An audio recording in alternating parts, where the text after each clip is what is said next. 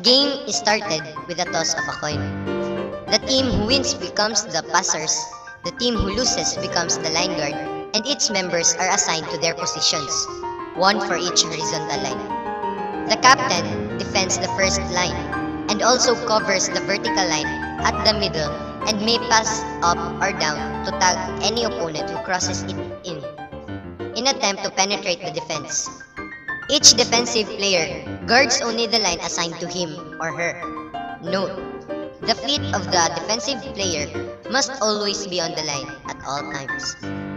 A time limit of 5 minutes is given to each offensive team to score points.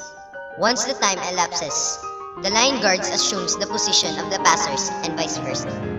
A player of the offense may be tagged only when crossing or when he or she attempts to cross a line. Once a passer has successfully passed through a defensive line going forward, he or she is not allowed to go back to the previous lines unless he or she passes all the lines.